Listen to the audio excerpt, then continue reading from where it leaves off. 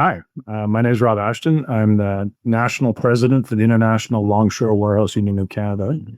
I've been a dock worker for 30 years. I've been president of LDB Canada for the last 10.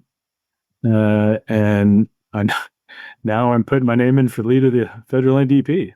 Rob, it's a pleasure to meet you. Nice to meet you. I feel like you've already kind of sketched out broad strokes who you are, but maybe you could tell us a little bit more about yourself because I'm not sure our listeners will be that familiar with you. Who exactly are you and why do you want to be the leader of the NDP? I'm a lifelong trade unionist. I've been fighting for workers for the last 20 years. And before I got into elected office with my union, I walked picket lines as a rank and file member of the ILW. I'm a proud family man. I've got kids, stepkids, grandkids, and I'm a labor guy. I love workers, working class. I like standing up against bullies. I'm not happy at all the way the Canadian government has been switching back and forth between the Conservatives and Liberals and promising workers in this country that it's going to get better for them, only for it to continually get it worse. I'm just a guy that wants our country to be better. It's not an easy choice to decide to run for the leadership of a party, though. So No, what's driving you to say, I'm willing to make those sacrifices and I think I have what it takes? it happened in 2023 when my union, when we were handed the Section 107. And we were lucky enough, we were able to negotiate an agreement at the end of the day. This is in the Canadian Labor Codes, the That's correct. clause that gives the federal government kind of the right to intervene and send striking workers back to work and refer matters back to the board. That's right. And then ever since 2023, we've seen it happen to my union another time in 2024 with my foreman. We've seen it at QP Longshore in Montreal. We've seen it with the CUPW. We've seen it with countless other unions across the country. And we have to stop that. But we're not going to stop it in the same world that we live in today when we elect Liberals and Conservatives into power. Because when a Section 107 of the Labor Code gets placed upon the negotiations, that gives the employer the ability to step back and say, hey, whoa. I don't have to do our job anymore. I don't have to talk to the union because the government's going to do it for us. And that's been happening time and time again. And then that fateful day, the last election, when the NDP took a pretty big hit, and our leader resigned at the time, Jagmeet, I knew there had to be change. And I'm not a politician, never wanted to be a politician. I love my union. I love being a longshoreman. I love being president of my union because it's my members that put me there. They put their faith in me. But it comes a time when you have to say, I'm not going to sit silent anymore. I'm not going to sit silent and allow career politicians to sow hatred through a country because they can't fix it.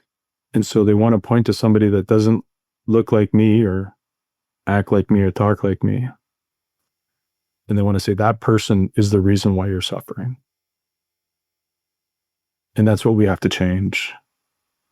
And that's why at the end of the day, I decided to put my name forward because my dad actually said to me, he goes, son, okay, I understand you want to run. You're talking about it and you have to make the decision. He goes, you have to either put your money where your mouth is or you have to shut your mouth. And I've never been one to shut my mouth. And that was the time I went, you know what? We're doing this. We're going to do it for the right reasons. We're going to lift up working Canadians. And we're going to give them a voice in Ottawa that they've never had before. Somebody that comes from their house. Somebody that comes from their ranks. And hopefully somebody that can help that single parent one day not have to make the decision that they have to feed their child while they go hungry. because that's the Canada that we live in today. And that's not the Canada that I know and I love and I want to fight for. I'm going to come back to ask you more about Section 107, but let's just stick with your choice to join the race and your reflections of the last election campaign. What do you think went wrong for the NDP? Communication was a big part of it. You see, we got some good things the last election. We got pharmacare. We got dental programs. We got anti-scab legislation. And that was us. That wasn't liberals. That definitely wasn't the conservatives. It was the NDP. But we lost the race to get that message to Canadian workers. Liberals beat us to the punch. And we've been trying to do this for decades, probably before I was born. And I'm not that old. I just look like it. But the other part was we were quiet on the fear mongering. We were quiet when people said that the reason why we can't get jobs is because we're bringing in migrant workers. We have to fight hatred. We have to defend Canadian workers. We have to do it with compassion. And we're going to get them good jobs. All of the things that you listed as NDP accomplishments were things that were done through the NDP Supply and Confidence Agreement.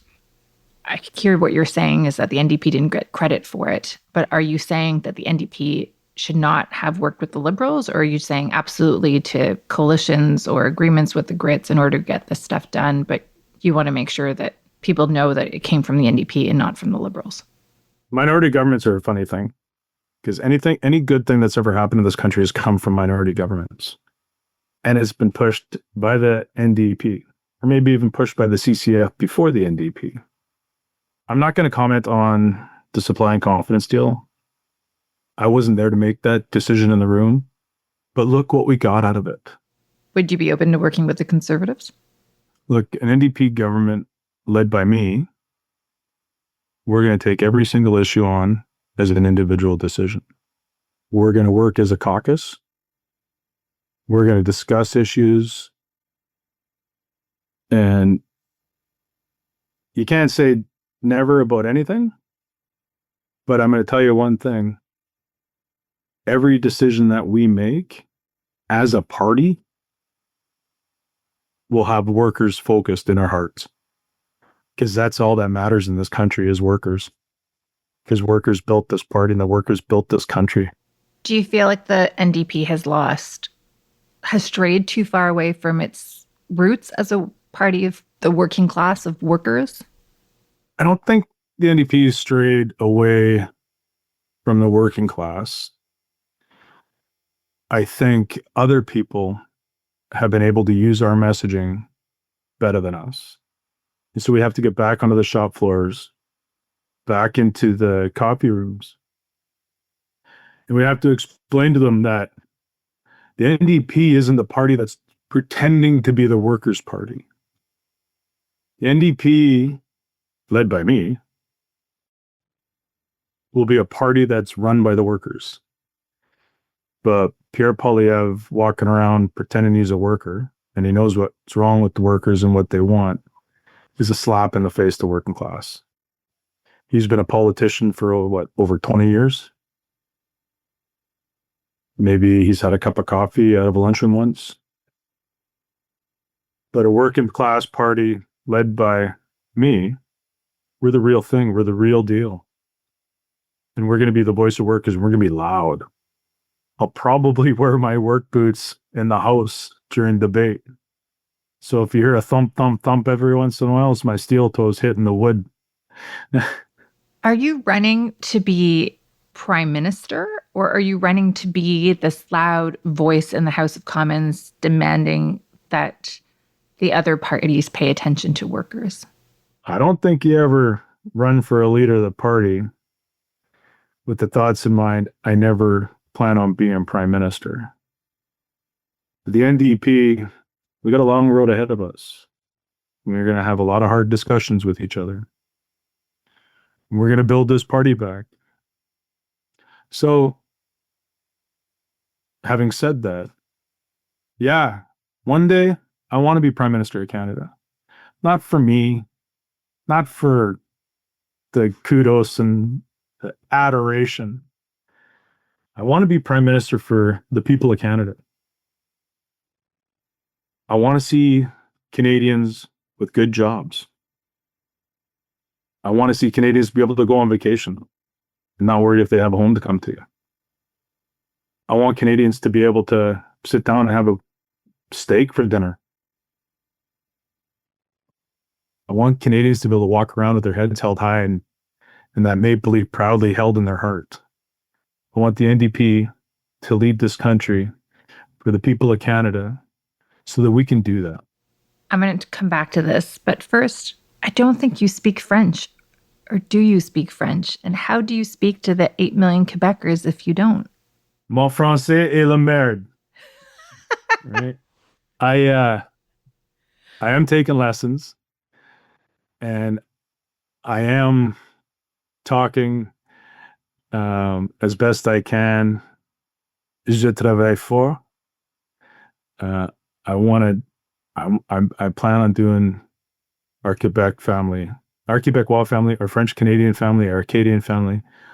I plan on doing them proud because I like to say to my members, if I don't do you proud or if I do something wrong, just walk behind me, kick me in the ass, and tell me I got to do a little bit better. And that's what I plan on doing. Let's talk about some of the positions that you've already vocalized, I think kind of fit in the frame that you're talking about at the moment.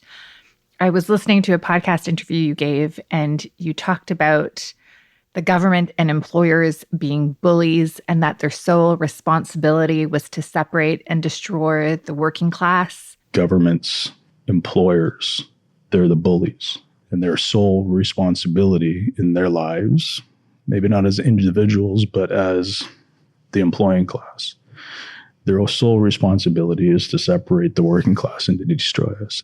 I believe in that same podcast, you told workers, specifically told workers not to help their employers use automation and artificial intelligence. You've called for the elimination of Section 107 in the Canadian Labor Code. And this is language that sounds like someone who wants to be loud and boisterous and demand change, but not necessarily the language of someone who wants to compromise and is focused on building an economy that requires often weighing the goals of both parties, employers and workers. You know what? Hey, you raised some good points there.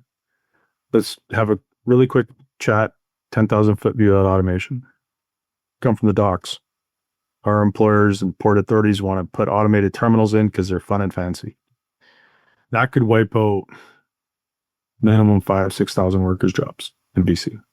And so everybody says, you got to automate, you got to come with the times, it's the world now, but it's not. It's not the world. We compete with nobody. After our strike in 2023, the Vancouver Fraser Port Authority's numbers went through the roof. We got busier. The reason why they want to automate the ports is to do away with workers' jobs so the corporations from like DP World or GCT, or you pick one, or pick another employer from back east, QSL. They want more money in their pockets. And how do they do that? Get rid of the workers. If we want jobs in this country, we have to look at, as a nation, building houses.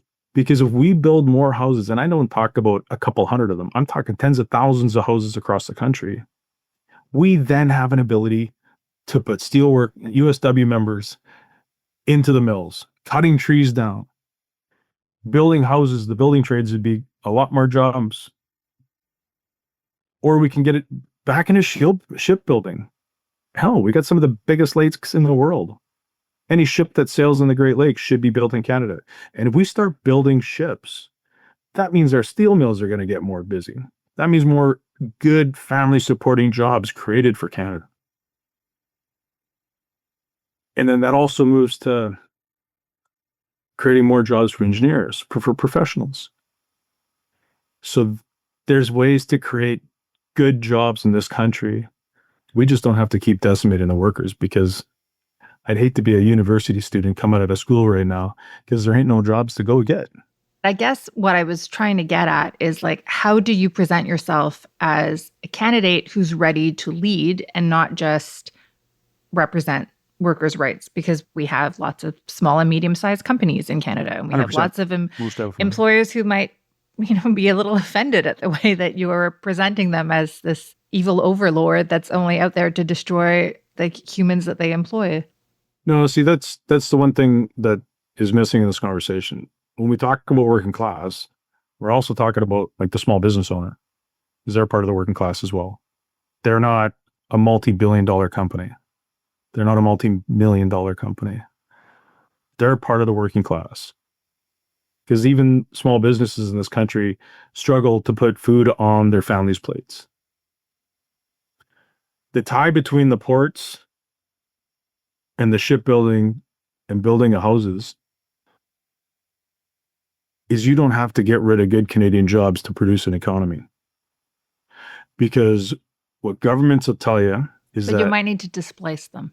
not necessarily. Like I think of my industry, for example, it has changed a lot in the last it 100 definitely has. years. And I think I'm the only person on my street that still gets the newspaper delivered in paper form. Yeah. There will be jobs that just leave because technology changes. And if we just hang on to old technology, we won't be competing for the jobs of the future. Yeah, but we'd have to fight for them. The old jobs or the jobs of the future? We have to fight for the old jobs. If there has to be a transition, then we have to do it with workers in mind. Right? Like you take thermal coal, for instance. Thermal coal, there's a national ban on it come 2030. One of our terminals on the West Coast ships thermal coal out. When we understood that there was a national ban coming into place, the employer and the union sat down and decided to make a transition from thermal coal to potash. So there can be a change. There definitely can be a change, but it has to be a transition with workers in mind. If you were Prime Minister, what would you do about Canada Post? It's funny you say that because I was right after I announced this morning. Actually, before I announced, I stopped at a picket line because what's better to do to get a lefty boosted up to make one hell of an announcement was to go to a picket line. And then after I announced, I went to a rally in front of the local MP there, Liberal, and started asking workers, you tell me how we save Canada Post. And the conversation goes back to looking at a post office bank for rural communities, small communities that don't have banks in their communities. My sisters live on a place called Texas Island, no bank on the island. They got a post office, no bank.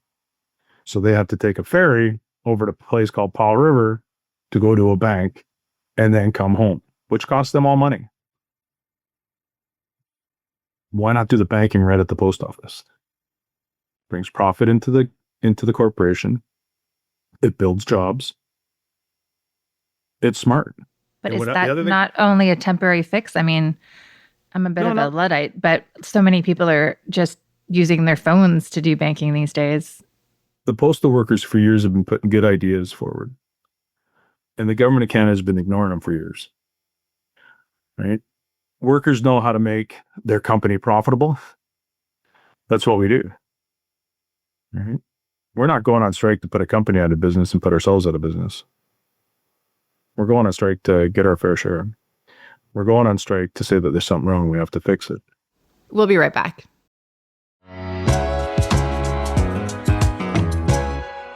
The party that you want to lead has been traditionally quite divided on a number of issues, whether it's pipelines, guns. Now, even within caucus, there's some allegations between MPs about whether or not you need to pass a purity test to be a member of the NDP.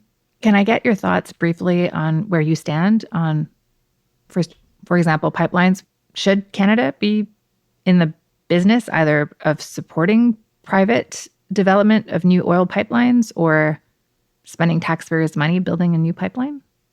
I come from a union that has 12 autonomous locals. I've been their president for 10 years. The one thing I've learned is that the leader of a party or the leader of a union does not ever have a personal opinion. That person is speaking on behalf of the organization that they represent. And I'm not trying to dodge your question because I like talking. But that question deserves to be answered by the members of the party. And it deserves to be answered by the leader of the NDP when that leader gets elected. And so we'll be talking in 6 months. But shouldn't the public and New Democrat members know where the leadership candidates stand on such an issue that is important for them, whether you're, working in the industry or you're climate activists on Vancouver Island? Oh yeah, no, for sure. Right? Like if something's going to get built, it should be built after there's thorough Indigenous consultation. It should be built after there's thorough consultation with environmental groups. And then when all that's done, yeah, then we build it. If we're good, we build it. But we build it. Canada builds it. Canada owns it. Canada can then charge those companies that make billions and billions of dollars off of us to use whatever we build. Whatever we build. And it's built by building trades. So yes to oil pipelines if the process plays out as it should. I mean, those are constitutional obligations with regards to Indigenous rights. And there are environmental consultations on the books, although the federal government has given itself now the ability to kind of pick and choose which laws it wants to abide by. But are you saying if the process, like if the recommendation comes out to the politicians that yes, this pipeline can go through with, let's say, take Enbridge's Northern Gateway pipeline, for example, it was approved with 209 conditions, and the government said, before it was brought to the Federal Court of Appeal, the government said yes. That's what you're saying? You would also have said yes? No, what I'm saying is that we have to be guided by the members of the party. I'm one person in a party of tens of thousands of people. But the party doesn't necessarily agree, I guess, is what I'm like. You're going to have a vote of the membership on every hard issue? No, we go to convention. When we have our conventions, we get guided by our members. And in times during the convention, we have our caucus. I might think one thing on something, but the caucus overrules me and votes another way. That's the message that I'm going to lead with.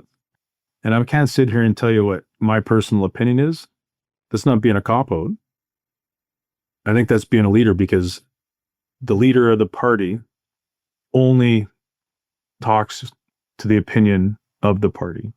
Aside from making sure that all workers in this country have good lives and good jobs and can hold their head high and have food on their table, are there no other values that guide you as a leader that you want to bring forward to the membership and say, this is what I believe in? At the end of the day, the only thing that matters is the people account. The only thing that matters is what the rank and file of this country want us to do. And yes, things change day to day. 100% they definitely do. But inside the conventions, inside that time period, we have caucus meetings. And I expect the MPs to understand what their constituents want, what their constituents need. So yeah, I can't sit here and tell you what Rob Ashton thinks is the right way. I can't tell you what Rob Ashton's position as leader is. Because yeah, something comes up, you bet we're either in a room or I'm on a phone saying, hey, this just came up. We have to talk. We have to figure out a position now, a united position. And that united position could be something that I don't like, I don't agree with, but I'm still going to push it because it's what the party wants, it's what the people need. I find this interesting because there is often vehement disagreement within the NDP caucus on gun rights, for example, traditionally pitting rural MPs against urban MPs. And usually the urban MPs have won out because there are more of them. Well, you know what? Maybe Maybe rural communities should start voting for the NDP because we're the ones that care about them. And so there's more people join the NDP, more people are going to have say in the party that represents working Canadians. But like, we're going to have a budget vote in November. It's going to have a big number around it. It's going to include a lot of defense spending. It's going to include a lot of cuts. Is that something you would want the NDP to support? Cuts? No. I believe our soldiers deserve to be well equipped to make sure that they can defend themselves and to make sure that they have the proper equipment to protect Canada. But is 5% that goes to our military budget to increase our military compared to what we have now, is that wise spending when we have to hurt the rest of Canada? I mean, I don't know what's in the budget. We'd have to take a look. But I don't believe in austerity measures. Why should New Democrats vote for you instead of voting for Heather McPherson, who has a seat in Parliament and has been elected 3 times, or Avi Lewis, who's been involved deeply with the party for several decades? Yeah. Why should they vote for you? Why should they vote for me? Because I represent workers. I know what happens on the shop floor. I've been there my entire life. I know what Canadians need, and I'm sick and tired of the way other parties lie to workers. And I'm sick and tired of people pretending to be workers when they're not. Thank you, Rob. Thank you. I really appreciate the time, eh?